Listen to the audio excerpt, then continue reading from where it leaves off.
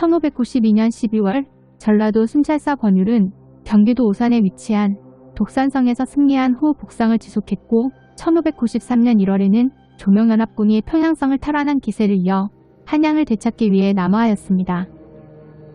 이후 권율은 전라도 병사 성거이에게 사천군사로 금천을 지키게 했으며 소모사 변희중에게 일천군사로 양천을 지키게 하였습니다. 그리고 김천일의 의병과 처형의 승령, 권율과 남은 관군을 합친 3천 병력은 조방장 조병의 의견에 따라 행주산성으로 들어갔습니다. 행주산성은 남쪽과 서쪽에 한강이 흐르고 동쪽에는 창릉천이 흘러 북쪽에서 오는 공격에 집중적으로 방어할 수 있다는 장점이 있었으며 내성과 외성, 즉 이중 성벽의 형태를 가진 성이었습니다. 하지만 산성인데 비해 높이가 낮았고 성벽도 낮았기 때문에 조병은 성의 내성인 석성과 외성인 토성의 목측을 이중으로 설치하여 적의 공격에 대비하였습니다. 또한 권율은 주요 요충지에 변희중하차와 신기전, 제2차 경주성 전투에서 활약한 비격진철래, 그리고 전라자수사 이순신이 보내준 천자총통을 비롯한 온갖 신무기를 배치했고 흙으로 제방을 쌓아 조총의 탄환을 피할 수 있게 하였습니다. 그뿐만 아니라 병사들에게 재를 담은 주머니를 허리에 차게 하여 병력의 부족을 커버하는 동시에 방어력을 극대화하였습니다. 하지만 1월 27일 조명연합군의 수장인 명나라 제독 이여송이 자신의 기병만 이끌고 성급히 진군하다 벽제관에서 패배하고 개성으로 퇴각하니 일본군을 앞뒤로 공격하기 위해 북상 중이던 권율은 자력으로 한양에 주둔한 일본군을 상대해야 했습니다. 그래도 양주의 경기방어사 고원백이, 파주의 도원수 김명훈과 승변사 이빈, 그리고 명나라 부총병 사대수의 조명연합군 일부가 주둔했고 통진에는 충청감사 허욱이 지키고 있어 한양에 위치한 일본군의 배후를 곳곳에서 압박했으나 이후 일본군의 행보를 보면 큰 위협이 되지는 못했던 것 같습니다. 이 무렵 일본군 수뇌부는 다른 곳은 제쳐두고 3만의 군사를 7개의 진으로 나누어 행주산성을 공격하기로 계획하였습니다. 그 군대의 일지는 1군 선봉장인 고니시 유키나가였고 이지는 훗날 세케가하라 전투에서 서군의 대장격 인물이었던 이시다 미츠나리가 맡았고 3지는 3군 선봉장 구로다 나가마사였으며 4지는 8군 선봉장이자 일본군 총사령관이었으나 얼마 전 독산성 전투에서 권율에게 패했던 오키타 히데이였습니다.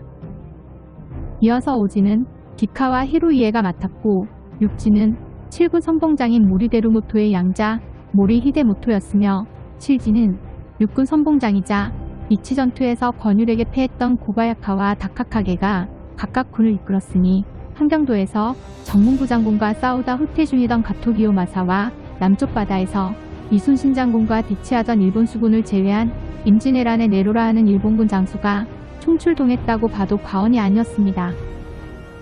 이후 2월 12일 무시에 일본 기병 100여 명이 행주산성의 모습을 드러낸 데 이어 그 뒤로 수많은 군사의 행렬이 뒤따랐습니다.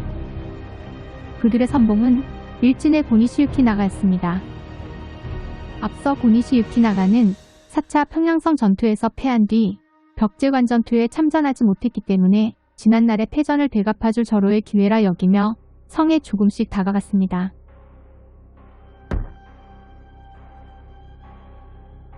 일본군이 몰려오자 조선군은 조총의 사정거리가 닿지 않는 곳에서 활을 쏘고 변희중하차와 신기전, 그리고 비격진철래와 서포까지 쏘아대니 고니시는 성벽에 접근도 못한 채 막대한 피해를 입고 물러났습니다.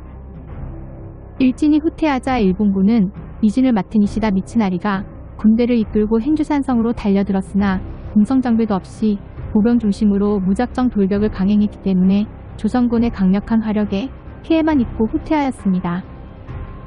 이진까지 후퇴하자 삼진의 구로다 나가마사가 류곽을 만들어 그 위에 조총병을 배치한 뒤 성을 공격하려 했으나 조방장 조병이 이순신 장군이 보내준 천자총통을 발사하여 깨뜨리면서 성을 공격하기 어려워지자 구로다도 후퇴하였습니다. 이는 일본군이 병력에 있어서는 절대 우위에 있었으나 조선군이 다양한 최신식 화약 무기로 무장하고 있었고 방비도 철저히 하였기 때문에 일본군의 전술이 전혀 먹혀들지 않았던 것이었습니다.